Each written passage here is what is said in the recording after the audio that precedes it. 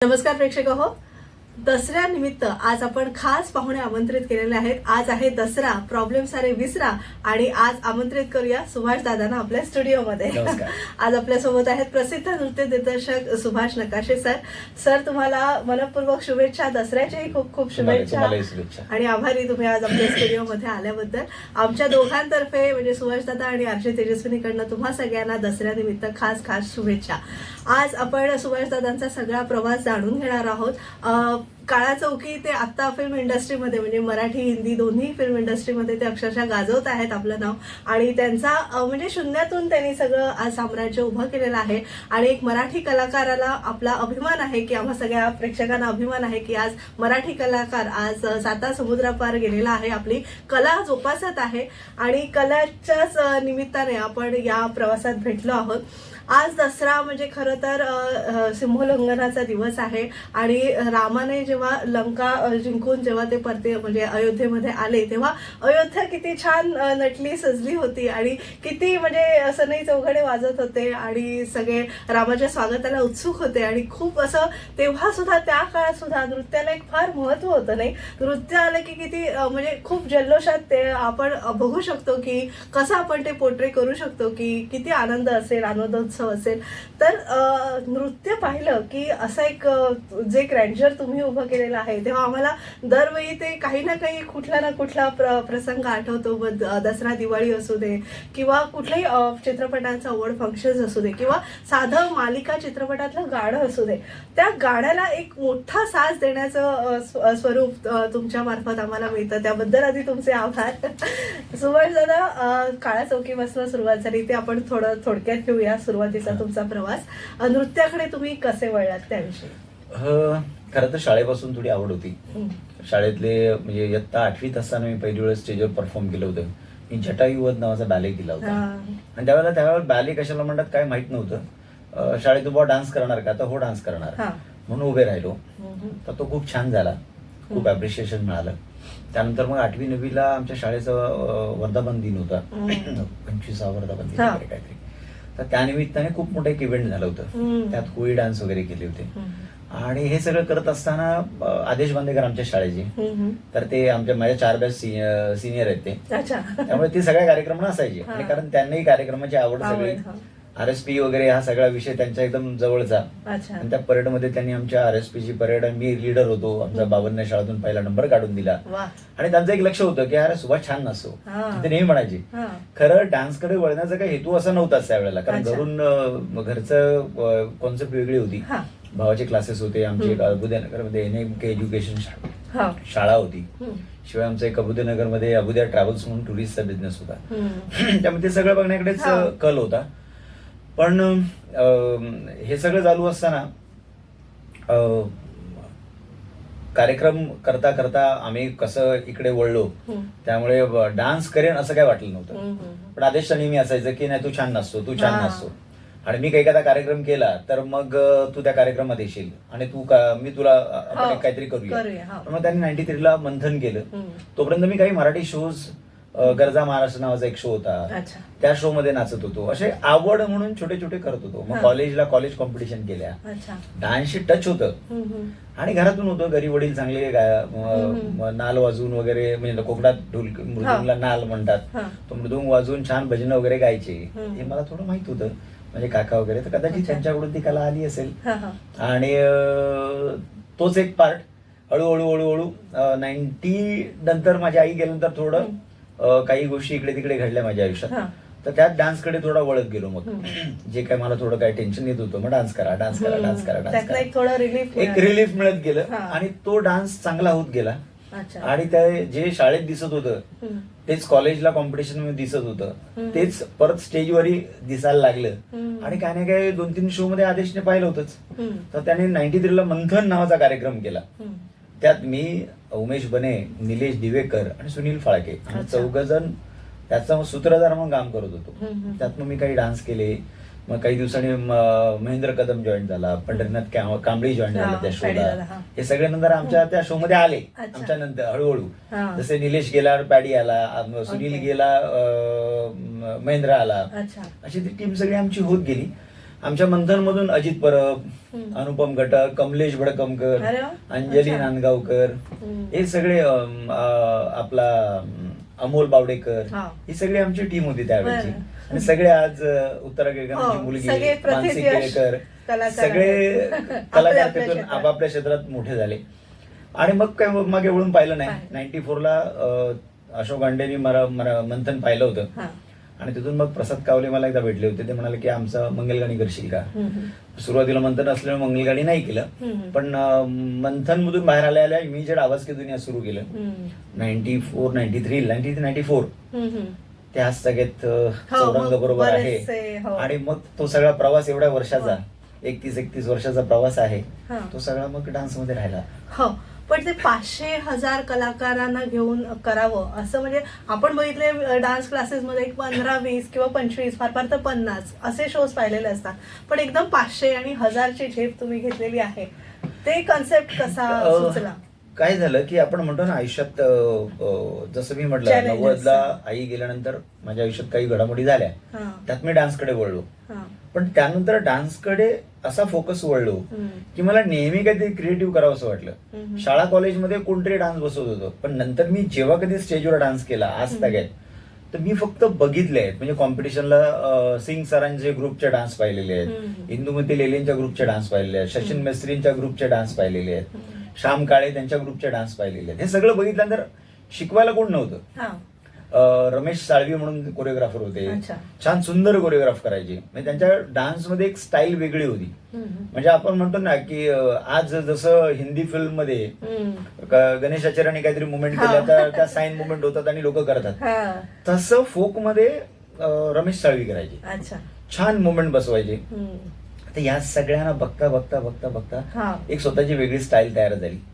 कारण आपल्याला एकाचा पगडा नाही राहिला माझ्यावरती. आणि नेहमी जो विचाराचा भाग होता, जे काही माझं फ्रस्ट्रेशन होतं, ते क्रिएटिव्हिटी मध्ये आलं. आणि 94ला चौरंग जॉईन केल्यानंतर इकडे सुबल सरकार कोरिओग्राफर होते सुरुवातीला. आणि काही दिवसात अशोकांनी म्हणाले की सुभाष आता तू कर.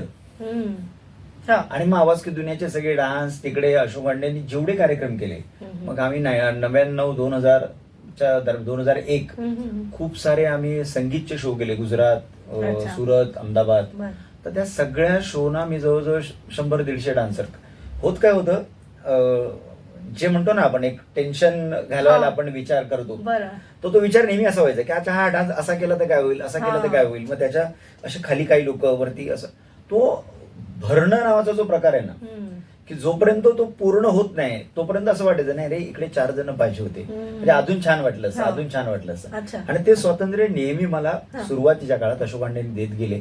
त्यांचे सगळे जेवढे हिंदी कार्यक्रम केले मी 99, 98, 99, 2000 संगीत संध्या केल्या, मग आजादी 50 वगैरे केल्या. संगीत संध्याना मी 150-200 डान्सर हिंदी गाणी केली होती. आणि तो एक ग्रँजरचा जो हे झाला, पायाभरणी झाली. 98ला मी हिंदी अवॉर्ड फंक्शन केलं होतं, व्हिडिओकॉन अवॉर्ड केला होता. तर त्यावेळेला एक ग्रँजर पाहिलंच होतं, तो एक एक्सपिरियन्स होता. आणि मग त्याचाच भाग चौरंग मध्ये मी एक करत गेलो. आणि अशोक गांडेने मला सपोर्ट केला, कर घे, चल तो किती पाहिजे, 100 डान्सर घे, 150 डान्सर घे, 200 डान्सर घे. हे जे घे नावाची गोष्ट आहे ना, ती मिळत गेल्यामुळे तो ग्रँजर वाढत गेला. आणि जसं 2000ला स्टेट अवॉर्ड केला होता आम्ही दादोजी कोंडदेव स्टेडियमला. मराठी चित्रपट पुरस्कार सोहळा पहिली वेळ रंगभवनच्या बाहेर आला होता आणि मोठ्या स्केलला गेला. तो चौरंगने केला होता, स्टेडियम मध्ये अशोक गांडेंनी केला होता. आणि जवळजवळ 100-150 फुटाचं स्टेज होतं, 150 बाय 100 फुटाचं. आणि त्यावेळेला मराठीतलं पहिलं मोठा कार्यक्रम जवळजवळ 200 डान्सर घेऊन केला होता. 2000ला केला होता. आणि तो कार्यक्रम झालाच होता. असे एक एक कार्यक्रम करता करता करता करता करता मग ह्याच ग्रँजरला अजून सपोर्ट मिळाला तो नितीन देसाईंचा, की त्यानंतर नितीन देसाईंबरोबर जॉईन झालो. मी 2005-06ला आम्ही मराठी बाणा केला. 5ला मराठी बाणाचं ग्रँजर होतच. म्हणजे एवढ्या वर्षाचं जे मी फोक डान्स नाचलो होतो, त्या सगळ्या फोक डान्स म्हणतो ना आपण की काय आपल्याकडे फलित आहे, म्हणून तो कार्यक्रम मराठी बाणा आला आणि तो सक्सेस झालाच. आणि त्यानंतर नितीन देसाईंबरोबर जॉईन झालो.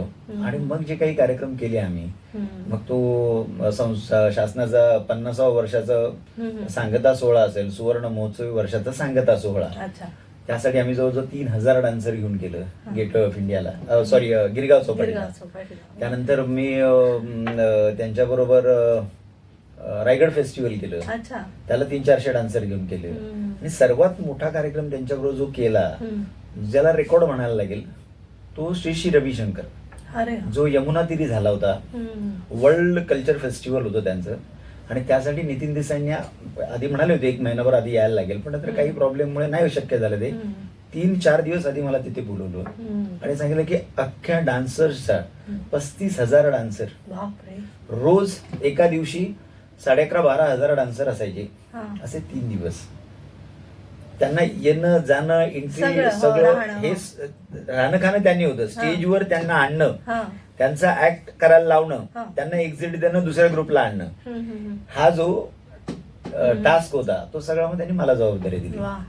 आणि ते जवळजवळ स्टेज होतं 1700 फूट लांब.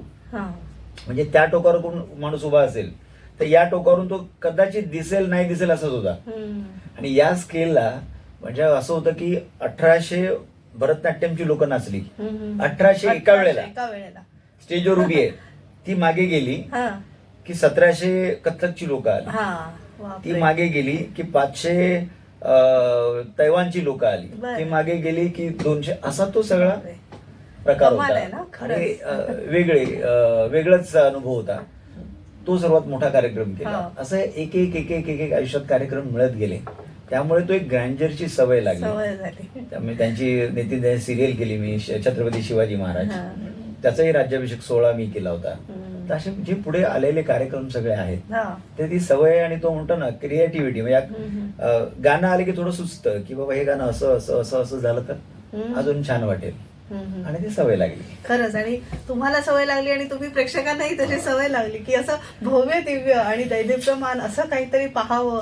आणि नेत्रदीपक खरंच असं सगळी कारकीर्द आहे तुमची. एक छोटीशी विश्रांती घेऊया आणि दसरा विशेष भागात सुभाष नकाशे सर यांच्याशी आपला संवाद असा सुरू ठेवूया. तुम्ही पाहत राहा आचार्य 90 FM your on radio.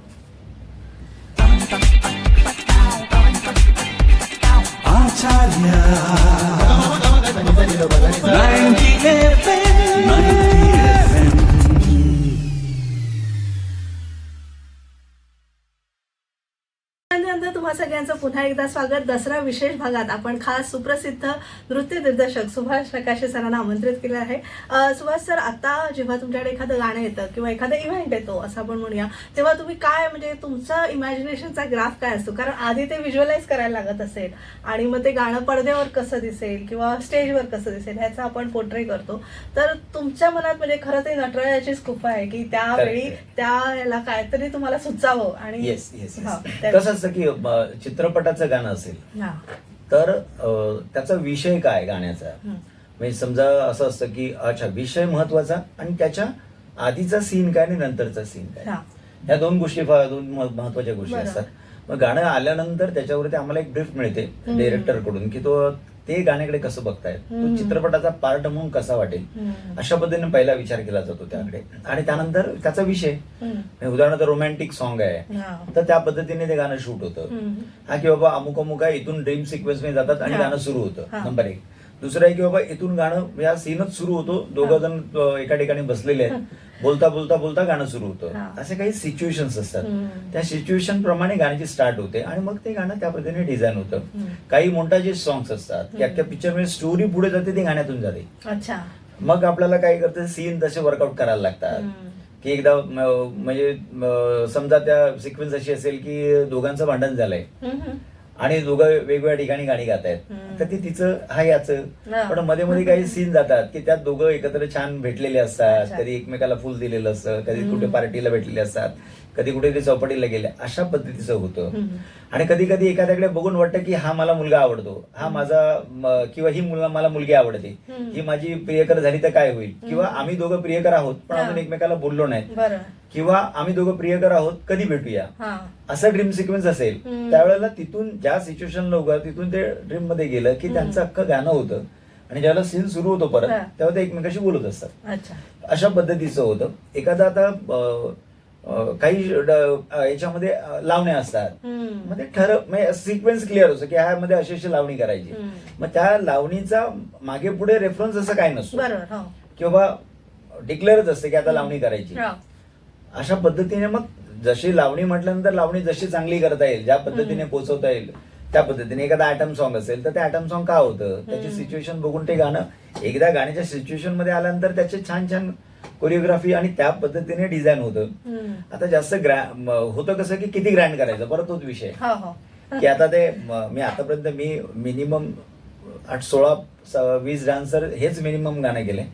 Romantic असतील, ड्युएट असतीलच, पण बाकी सगळी गाणी 50-100 डान्सर बरोबर केली आहे. संगीत मानापांचं गाणं असेल किंवा छोटं गाणं म्हणजे बाई पण भारीचं सगळ्या आर्टिस्टचं, त्याच्यावर माझे एक 8 डान्सरच होते. अशा म्हणजे सिच्युएशन जशी असते तशा पद्धतीने गाणं करत जातो. जेवढं सिच्युएशन वाटतं, म्हणजे आता रणी पडक ती गाणं केलं होतं, त्यातही जवळ 300-400 डान्सर वापरले. कारण का शिवाजी महाराज शनिवार वाड्याकडे येणं आणि असा तो सगळा हे होता, तर त्यामुळे अख्खा त्याचं वेलकम होणं आणि त्यासाठी ढोल वाजणं, सगळ्यांनी गाणं, असा तो गाण्याच्या शब्दाप्रमाणे त्याच्या सिच्युएशन प्रमाणे कोरिओग्राफ केलं जातं. आणि हे फिल्मचं झालं. आता मी बऱ्याच टायटल सॉंग्स केलेले आहेत. तर टायटल सॉंग्स करताना आपल्याला 1 मिनिट असतं, पण त्या 1 मिनिटात सिरियल काय म्हणते त्याची अख्खी स्टोरी त्या गाण्यातून दिसली पाहिजे. त्यामुळे त्या पद्धतीने ती गाणी केली जातात कोरिओग्राफ. त्यासाठी मग एक कॉन्सेप्ट बनवली जाते. ती कॉन्सेप्ट डिरेक्टर आणि त्याच्याबरोबर डिस्कस होते आणि मग ते शूट होतं. आणि ज्यावेळेला इव्हेंट करायचं असतं त्याची कोरिओग्राफी वेगळी होते.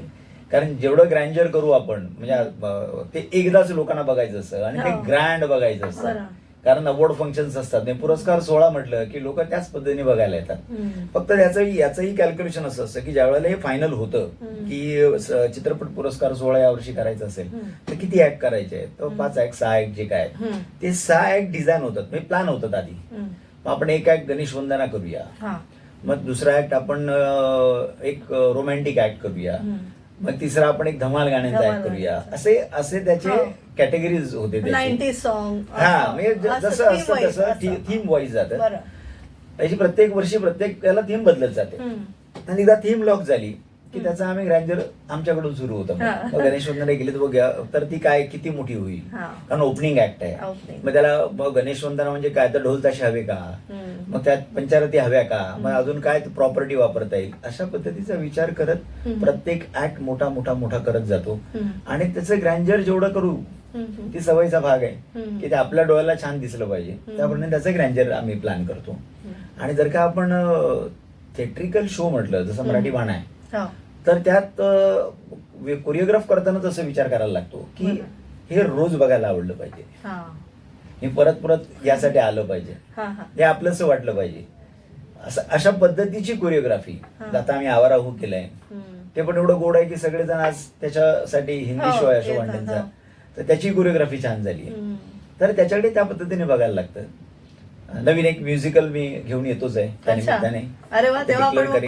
हो, भेट होईलच. तोही तसाच विचार करतोय की काही. आता मी आजीबाई केलं आम्ही, त्या आजीबाई मध्ये डान्स पण लोकांना आवडायला लागले. आजीबाई जोरात जे नाटक होतं त्यातले जे डान्स आहेत त्याच्यावरती तीच रिॲक्शन आहे लोकांची की छान वाटतात, मुलांना करायला आवडतात. तर थिएट्रिकल शो जो आहे, जो रेग्युलर करणारा शो, त्याची कोरिओग्राफी त्या पद्धतीने करायला लागते. तुम्ही आता बऱ्याच म्हणजे इंडस्ट्रीमध्ये बरीच वर्ष आहात, तुम्हाला आवडते दिग्दर्शक, त्यांच्याबरोबर तुम्हाला मनापासून काम करायला आवडतं असं कोण आहे? तसे मी आतापर्यंत काम केलेलं सगळ्यांबरोबर माझा रॅपो चांगला आहे, ट्युनिंग आहे. सतीश राजवडे, त्याच्याबरोबर काम करायला मला फार छान वाटलं. केदार शिंदे, सुबोध भावे, सुबोधचे मानापमान पहिली फिल्म केली त्याच्याबरोबर. आधी इव्हेंट खूप केले होते आम्ही आणि खूप जुने मित्र आहोत, एकदम चांगले मित्र आहोत. पण फिल्म आता मी त्याचे पहिले गाणं केलं. प्रसाद ओक, दिग्पाल लांजेकर, सगळ्यांबरोबर काम केलंय आणि सगळ्यांशी खूप चांगला अनुभव आहे. म्हणजे असं अनुभव चांगला, कारण सगळेजण थिएटर मधून आलेले आहेत वरती आणि मी पण थिएटरचा आहे. आणि त्यामुळे काय की एकमेकाला त्याच्याबद्दल आपुलकी आहे, कामाबद्दल, आणि थोडा पॅटर्न माहिती आहे आणि आमची अंडरस्टँडिंग आहे की खूप वर्ष काम केल्यामुळे. तर या सगळ्यांबरोबर काम करताना मला फार बरं वाटलं आणि आवडेल परत पुढे काम करायला. दिग्दर्शक झाले तसेच सिनेमॅटोग्राफर, कारण कॅमेराचा अँगल आपण जास्ती बघतो, तो कशा पद्धतीने येईल. जर कॅमेरामॅनने चांगलं केलं तर ते जास्ती लोकांना भावतं. तर ते सिनेमॅटोग्राफर तुम्हाला आपला संजय मेमाने. अच्छा. हा. त्याच्याशी खूप चांगलं ट्युनिंग आहे, म्हणजे आपल्याला पाहिजे ते मिळतं. हा. त्यानंतर शेखर नगरकर. बरं. शेखर नगरकर छान काम केलं आम्ही. कडनं तुम्ही नेमकं म्हणजे कसं, कारण आपण नृत्य बसवू शकतो पण ते कॅमेरा अँगलने कसं दिसेल हे नाही, त्यासाठी वेगळा अभ्यास असा केला त्यासाठी का? मी सर्वात पहिलं नाव घेईन हा. ज्यांच्यामुळे मी आज खरं फिल्म करतोय हा. ते इम्तियाज बारगीर. अच्छा. मी पहिली फिल्म करताना माझा खूप अनुभव वेगळा. मी कोणाला असिस्ट नाही केलं खूप. हा. मी मित्र म्हणून उमेश बरोबर काम केलं. हा. मित्र म्हणून जायचो, नाचायचो, बरं, हा. टाइमपास, आणि काय पैशासाठी नाचलो नाही त्याच्याकडे. मैत्रीतच आम्ही खूप काम केलं. पण ऍज अ कॅमेरा काय असतो किंवा काय करायला पाहिजे, लेन्स काय असतात, त्याचे नंबर्स, म्हणजे जेवढे नंबर्स मोठे तेवढं त्याचं फ्रेम छोटी, आणि जेवढा नंबर छोटा तेवढं फ्रेम वाईड.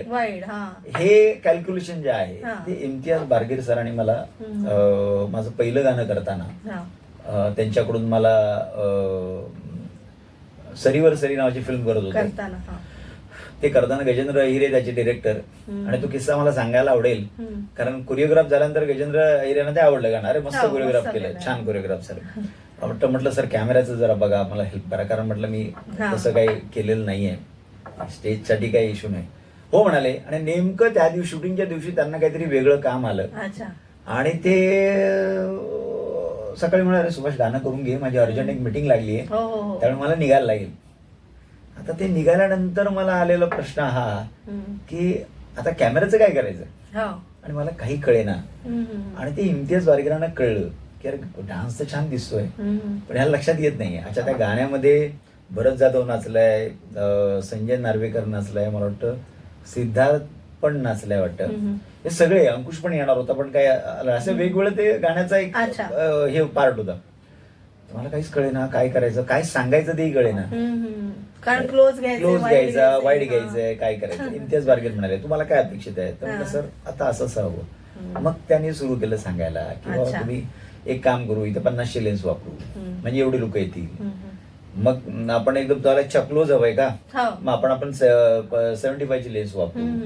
मग आपण एकदम टाईट हे हवंय का तुम्हाला, आता त्याला ब्युटी शॉट असं नावाचं एक आहे की ब्युटी शॉट्स घेऊया चांगले, डोळ्यांचे शॉट्स, हे शॉट्स, तर 100ची लेन्स. त्या बेसिक गोष्टी त्यांच्याकडून त्यावेळेला कळल्या, आणि मग त्या पुढे फॉलो करत करत करत करत बाकी सगळे जे कॅमेरामन आले आहेत बरोबर, महेश अने सर त्यांच्यावर काही काम केलं, तो अनुभव चांगला आहे. आता संगीत मानपांचे कॅमेरामॅन, तर असे काही लोक आहेत ज्यांच्याबरोबर काम करायला, म्हणजे काम केलेलं आतापर्यंत छान आहे आणि कम्फर्टेबल होता.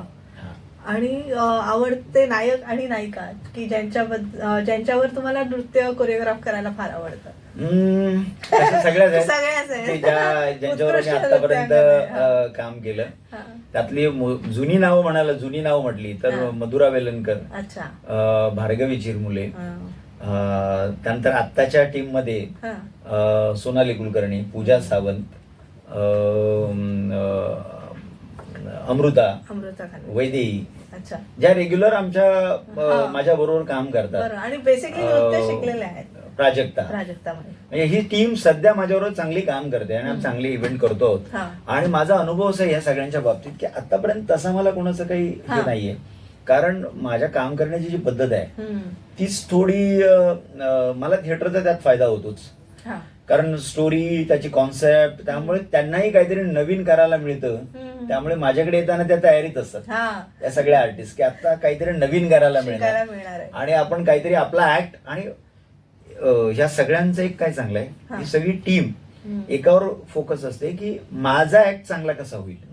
मानसी नाईक आणि ह्या सगळ्यांचे ऍक्ट कुठे ना कुठेतरी माझ्याकडून असे वेगळे होतात की त्यांना माहित असतं की सरांकडे गेलं की काहीतरी ऍक्ट वेगळा. शिवाय माझ्याकडे कमीत कमी 50-100 डान्सर असतात, त्यांच्यामध्ये त्या ज्या वेळेला उभ्या राहतात त्यावेळेला त्यांनाही माहित असतं की 100 डान्सर बाजूला नसताना आम्ही जर का दिसलो नाही तर शेवटी ते आम्हाला कोणतरी बोट दाखवणार आहे, कारण आर्टिस्ट आम्ही आहोत आणि ग्रँजर बाजूला असतं.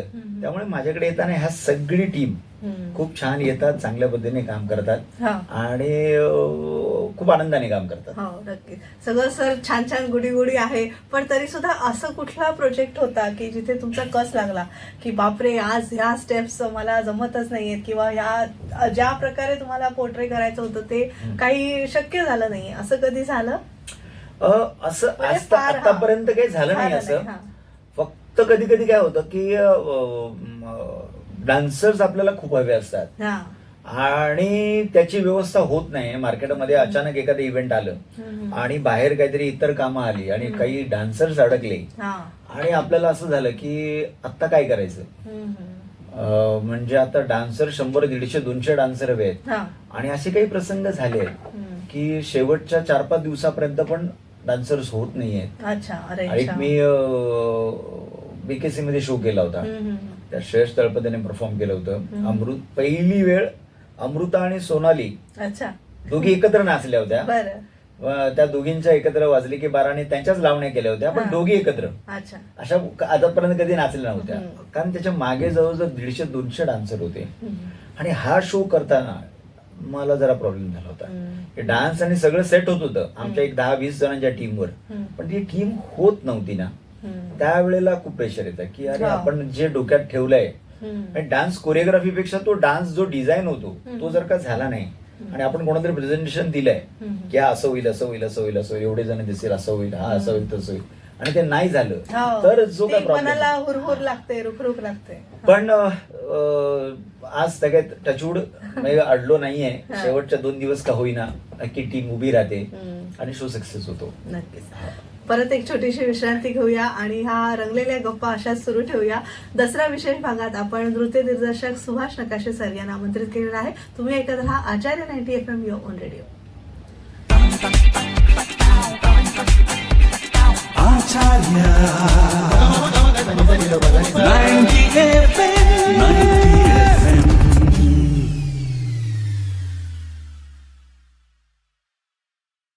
विश्रांतीनंतर तुम्हा सगळ्यांचं पुन्हा एकदा स्वागत. तुम्ही ऐकत आहात आचार्य 90 FM युअर ओन रेडिओ आणि आज आपण दसरा विशेष भागात सुप्रसिद्ध नृत्य दिग्दर्शक सुभाष नकाशे सर यांना आमंत्रित केले आहे. सर, आता आपण एखादा प्रोजेक्ट करतो आणि मग त्याच्यावर आपलं महिने किंवा कधी कधी वर्षानुवर्ष काम सुरू असतं, तेव्हा तुमचं तुम्ही फ्रेश व्हायला, कारण एका प्रोजेक्टमधून दुसऱ्या प्रोजेक्ट स्वीकारताना मध्ये थोडासा गॅप किंवा कुठेतरी फिरून येऊया आपण तजेलदार होण्यासाठी, एक रिलॅक्सेशन प्रोसेस साठी तुम्ही काय करता किंवा कुठे फिरायला जाता? नाही, माझं कॉन्सेप्ट थोडी उलटी आहे. मी त्यात नशिबवान समजेल की माझ्या बरोबर चौरंग आहे आणि चौरंग परिवार, म्हणजे एवढी वर्ष मी जवळजवळ चौरंग मध्ये 5-6 हजार शो नाचलोय आणि आजही नाचतोय. कुठलंही इव्हेंट केलं, काही झालं की एकदा आस लागते की कधी हे संपतं मी मराठी बाणा जाऊन नाचतो.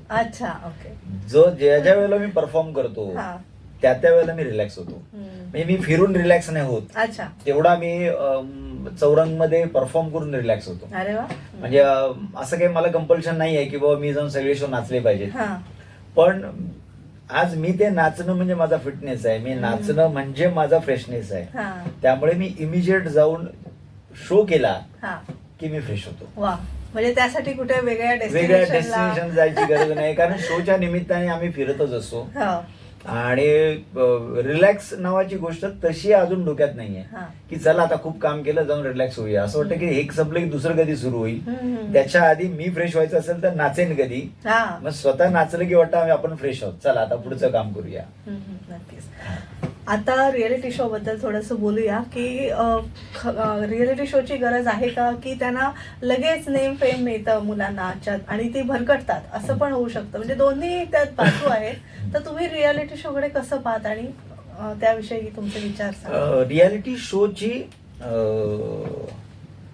खरं तर जरतरची गोष्ट आहे. रियालिटी शो सुरुवातीला आले तेव्हा ते चांगले वाटले, कारण त्याला काहीतरी मर्यादा होत्या, त्याला एक बांधणी होती आणि त्याला कॉन्सेप्ट होती आणि त्या कॉन्सेप्ट प्रमाणे सगळं होत होतं. रियालिटी शो पाहिल्यानंतर प्रत्येकाला असं वाटायला लागलं, आई वडिलांना, की आमचा मुलगा पण तिकडे दिसावा, आमची मुलं पण तिकडे गेली पाहिजे. हा लॉस आहे. चांगलीही बाजू आहे, वाईटही बाजू आहे. रियालिटी शो यायला पाहिजेत. म्हणजे जसं आम्ही मराठी पाऊल पडते पुढे केलं, त्यानंतर आता जय जय महाराष्ट्र केलं. करताय. पण मराठी पाऊल पडते पुढे मध्ये स्पर्धा म्हणून ती असं केलं आम्ही. पण त्यातून बरेचसे कलाकार पुढे आले.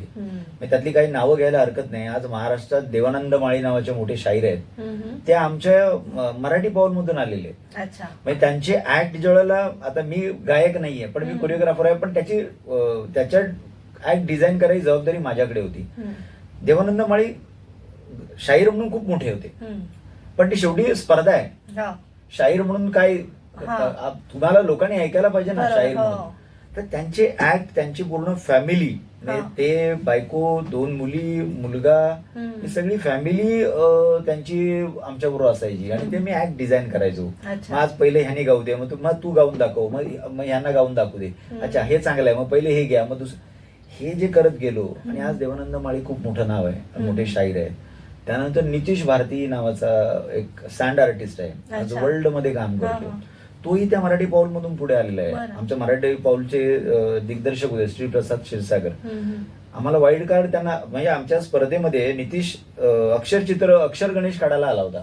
अक्षरावरून गणेश आणि तो बाहेर गेला होता स्पर्धेतून. वाईल्ड कार्ड म्हणून त्यांना आतमध्ये घेतलं. आणि तो काय करेल, तर तो म्हणाला मी डान्स करून वगैरे गणपती काढेन. तर म्हणाल नको, डान्स करायला लोक आहेत. मग त्याला म्हटलं आम्ही काय, मग त्या श्रीप्रसादने आयडिया दिली की सर हा स्टँडर्ड करेल का बघा.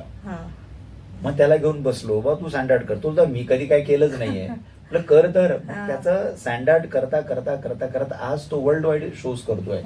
म्हणजे त्याने संजय लीला बन्सालींचा लोगो म्हणा, अमिताभ बच्चन यांचा वाढदिवस म्हणा, किंवा टाटांचा वाढदिवस म्हणा, ह्या सगळं स्टँडर्ड तो त्याच्याकडून झालेला आहे. त्यानंतर त्यातून आलेला व्ही अनबिटेबल नावाचा एक ग्रुप आहे, त्याची बेसिक सुरुवात पण तिकडूनच झाली होती. महेश मोरे नावाचा मुलगा आता तो हँडल करतोय विकास अनबिटेबल म्हणून, तोही त्यातूनच आलेली लोक आहेत ही सगळी. दानपट्ट्याचे ग्रुप तिथून आले. आधी दानपट्टा फक्त खेळला जायचा. आम्ही आता मराठी पाऊलला आले आणि मी एक ऍक्ट डिझाईन करायला लागलो की दानपट्टा चालवता ठीक आहे, पण ते त्यांचे चालत होते. मग त्यांना आम्ही दिशा दिली की म्हटलं तो समजा मी प्रेक्षक आहे तर तो इकडे इकडे इकडे कसा सादर होईल, फ्रंटल कसा सादर होईल, अच्छा त्याचे वेगवेगळ्या चाली कशा खेळता येतील, त्या चाली बसवल्या. दानपट्ट्याची टीम सगळ्या वरती आल्या. मलखाम, आतापर्यंत मलखाम खेळला जात होता पण तो दिसत नव्हता. मराठी पाऊलने त्या मलखामला पुढे आणलं आणि तो मलखामच विनर झाला होता 2 कॉम्बॅला. तर ते मलखाम कसं, त्याच्यावर काय काय वेगवेगळं करता येतं ते ऍक्ट आम्ही डिझाईन केले होते. असे वेगवेगळे ग्रुप तिथून, भारुडकर निरंजन भाकरे तिकडून आले होते, मराठी पाऊल मधून आले. योगेश चिकडगावकर आता जो गातोय, युवा सिंगर आहे, तो आम्ही मराठी पाऊल मधून आला. असे एक एक एक एक एक एक एक एक कोकणातला कोंबडा आहे, सिद्धेश मालनकर म्हणून. तो मुलगा छान कोंबडा बनवलाय त्याने. तो कोंबडा परफॉर्म करतो ना, कोणाचा विश्वासच बसणार नाही की हा ओरिजिनल नाहीये, एवढा त्याने तो कोंबडा बनवला आणि तो परफॉर्म करतो. तिथून तो पुढे आला, आता काही चॅनलला तो आर्ट डिरेक्टर म्हणून काम करतोय. अशी खूप सारी मंडळी तिकडून पुढे आली. राजन वैद्य आदिवासी ग्रुप, तो तिथून पुढे आला, मग तो लोकांना दिसला. असे बरेच कलाकार मराठी पाऊल मधून पुढे आले. तर असे रियालिटी शोची गरज आहे.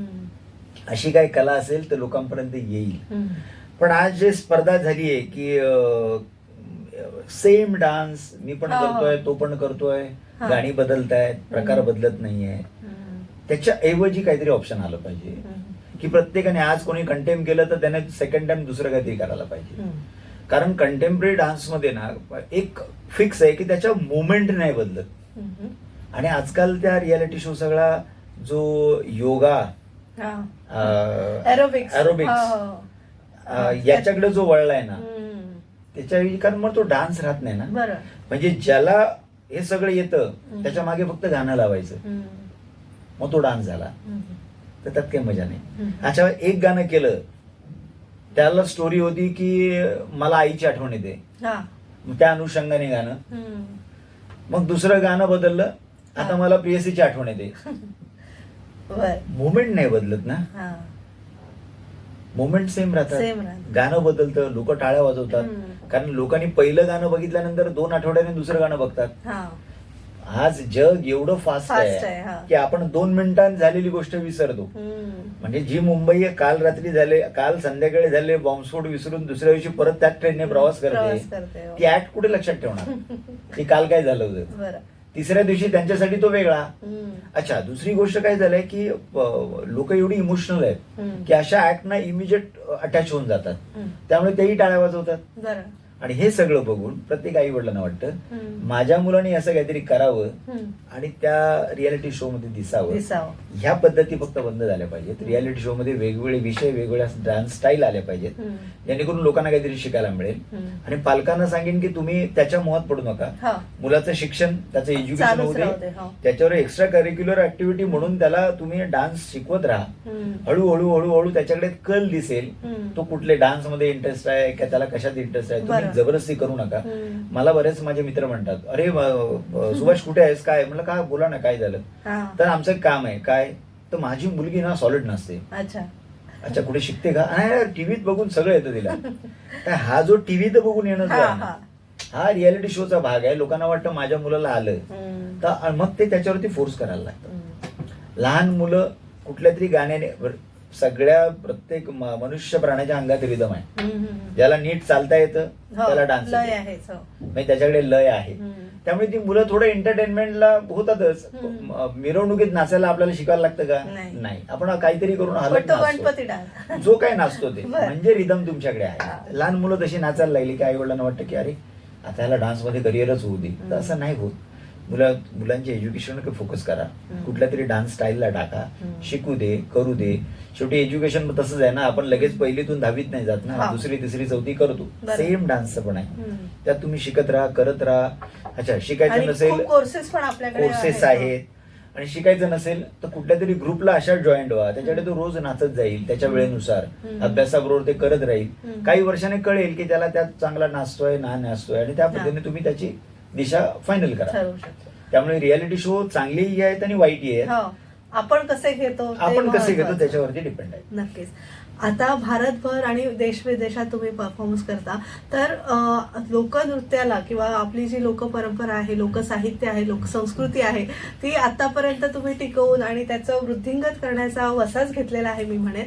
आणि आता बाहेरच्या देशात जेव्हा तुम्ही ही कला घेऊन जाता तेव्हा तुम्हाला कसा रिस्पॉन्स मिळतो आणि नेमकं पाश्चात्य देशांमध्ये कसा अप्रोच असतो नृत्याकडे बघण्याचा, त्याविषयी? खरं सांगायला गेलं तर काय आहे की प्रत्येक देशाने आपापली संस्कृती जपली आहे, त्यामुळे ते मोठे आहेत. आणि आपणही म्हणूनच मोठे आहोत, कारण भारत हा विविध कलाने नटलेला देश आहे.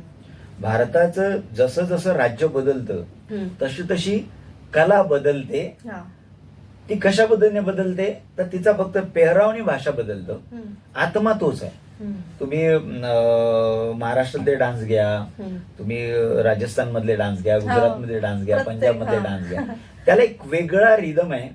पण प्रत्येक डान्स सांगतो तेच, तो आपल्या मातीशीच बोलत असतो. प्रत्येक जण आपल्या मातीबद्दल, राजस्थानचा माणूस पण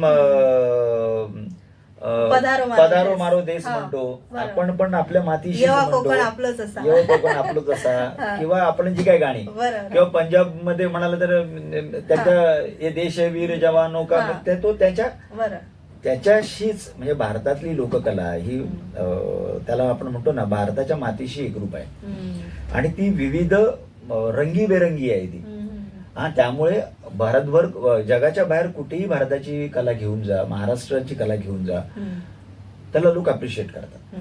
फक्त काय, अच्छा, दुसरी गोष्ट काय की आपण म्हणतोय की बॉलिवूड डेव्हलप झालंय, बॉलिवूड बरोबर टॉलिवूड पण डेव्हलप झालंय, साऊथ इंडस्ट्री, या सगळ्या दोन्ही इंडस्ट्रीमध्ये खूप वेस्टर्नाइज आणायचा प्रयत्न झाला, पण हिट काय आहे आपला, म्हणजे आपण पिंगा हिट आहे, ढोलीडा हिट आहे, घुमर हिट आहे. शेवटी फिरून फिरून फिरून या इंडस्ट्रीला हिट द्यायचं असेल तर फोकला आणायलाच लागतं मध्ये, आणि तो फोकस हिट आहे. साऊथ इंडस्ट्री का नाही फोक सोडून जात आहे?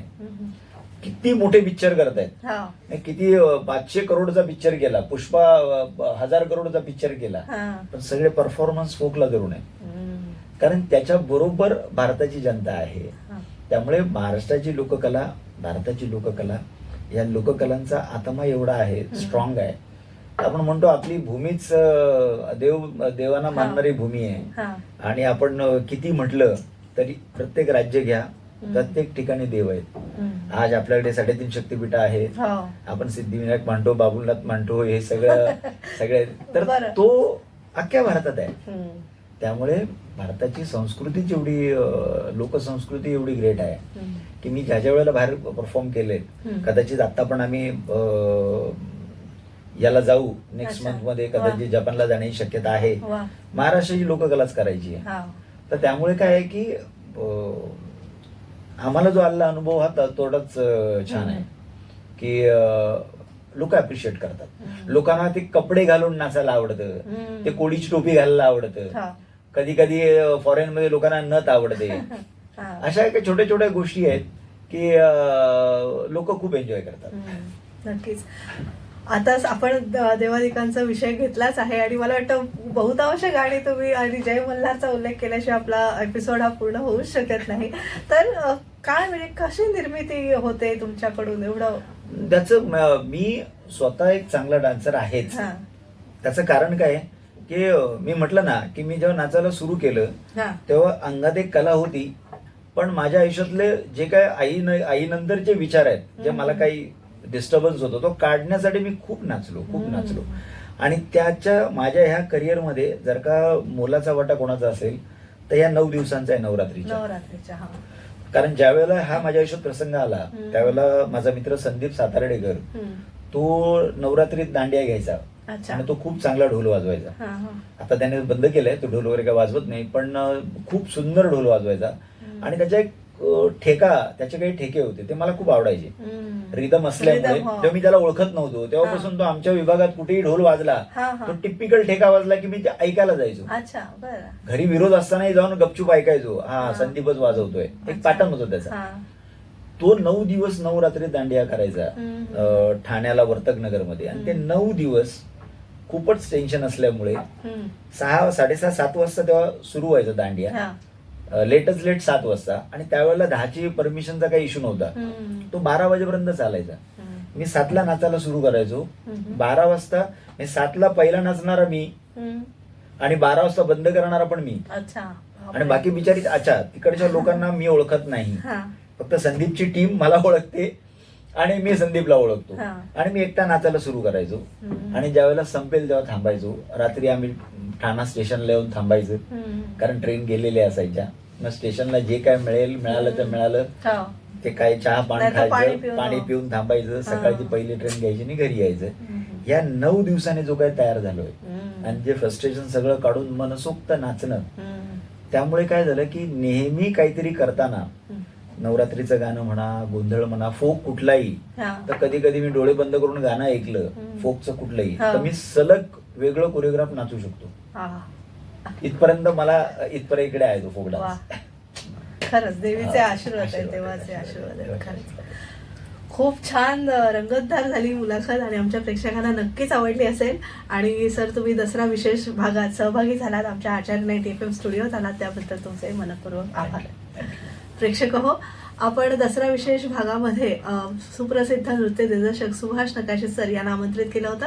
आमची ही मुलाखत तुम्हाला नक्कीच आवडली असेल. पुन्हा एका नवीन अतिथींसह भेटूया पुढील कार्यक्रमात. तोवर मी तेजस्विनी आपला निरोप घेते. धन्यवाद. शुभ दसरा. शुभ दसरा. आचार्य